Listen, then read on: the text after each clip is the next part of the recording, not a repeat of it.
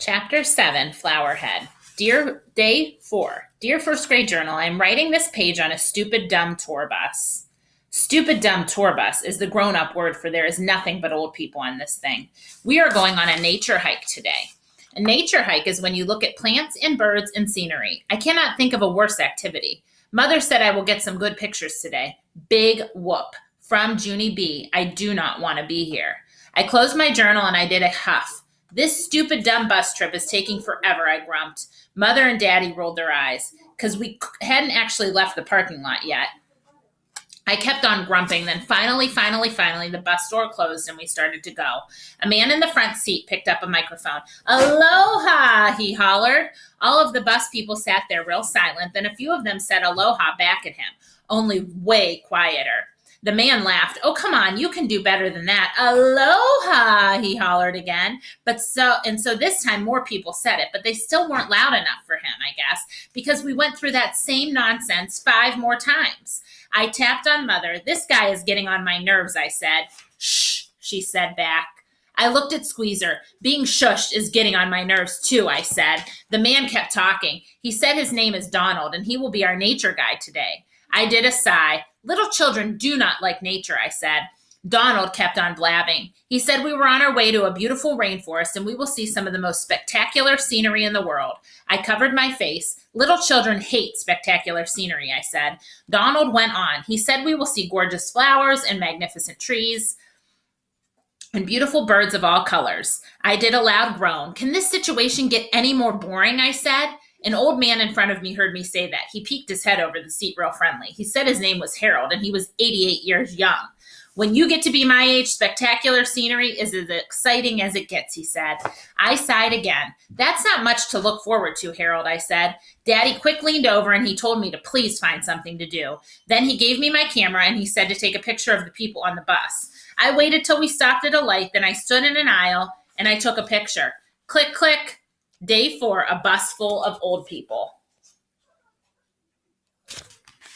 I sat back down. That picture will go nicely with my other embarrassing photojournal pictures, I said. Room 1 is going to laugh me right out of show and tell. After that, Mother snatched my camera away and she said maybe I needed a nap.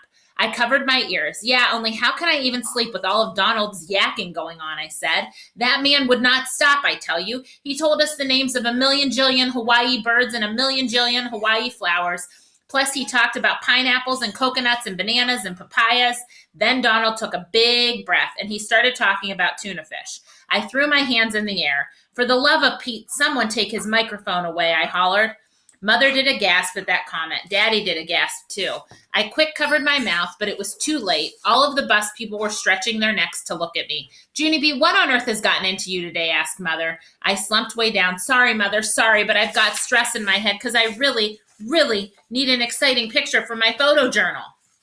Only what kind of exciting picture can you get on a stupid, dumb nature walk with old people? No offense, Harold, I said. None taken, he said back. It's just that I'm running out of time, I explained. Aren't we all, said Harold. Mother sat me down again. Well, I can promise you one thing, Junie B, she said. If you go on this hike with a bad attitude, nothing good will happen. But if you keep an open mind, you might be surprised. Sometimes nature can be very exciting. I slumped down even more. Yeah, right, exciting, I said. I turned and looked out the window. I don't care what she says. Nature is not exciting, not even if it's in paradise. The bus trip took forever, it seemed. But finally, phew, at last, the driver turned a corner and we pulled into a parking lot. We're here, said Donald. Welcome to our beautiful Hawaiian rainforest. I sprang up like a spring, then I ran outside and I sniffed real deep. Fresh air, fresh air, fresh air, I thought. I would never breathe you again, I said. Pretty soon, Donald gathered all of the bus people around him. He gave us a nature guide book and he told us the hiking rules. Hiking rule number 1, he said, please stay on the hiking trail and do not wander off on your own. He went on. Hiking rule number 2, please do not disturb the natural vegetation. And hiking rule number 3, please be respectful of nature and speak in quiet voices. I looked at Squeezer and rolled my eyes. Wonderful, another quiet voice day, I grouched. After that, all the bus people lined up behind Donald and we started hiking down the trail. It was slow as molasses, I tell you. On account of every 2 seconds, people kept stopping to look at stuff. Just plain old normal stuff, I mean, like plants and flowers and trees. Finally, I got frustration in me. Okay, folks, keep it moving. We've seen it all before, I called. Daddy quick scooped me up and he sat me on a rock. Then he waited for the other bus people to pass by. And big surprise, I got scolded again.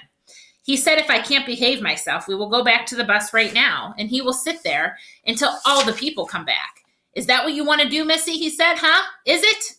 I made a grump face. No, Daddy, I said, I don't want to do any of this stuff. I wish we could do something exciting because I've already seen flowers in nature before. Just then, Mother picked up a flower that was lying on the trail. Oh, but you've never seen a flower quite like this, Junie Bee, she said. Look how beautiful this is. It looks like a big red powder puff. She stuck it in my hair. Then she took out a mirror to let me see. I stared at myself very admiring. Whoa, I said. I look stunning. Mother laughed. Yes, you do, she said. This would make a really cute picture. My face got brighter. Hey, yeah, I said. This could be the first cute picture of my whole entire photo journal. I quick got my camera and I held it way out in front of me. Then click, click. I took a picture of my very own self. Now that one is a keeper, I said. It says at the bottom, I am stunning. After that, all of us started hiking again, only this time I was the slowpoke because I kept picking up powder puff flowers and sticking them in my hair. Pretty soon, my whole head was full of these beautiful things. I stuck extra ones in my pockets, in my shirt buttons, in my shoelace holes. Then I looked down at Squeezer and smiled. Nature is being a little bit fun, I said. I smiled bigger. Who knew? All right, tomorrow we should be able to finish up this book. Have a great day.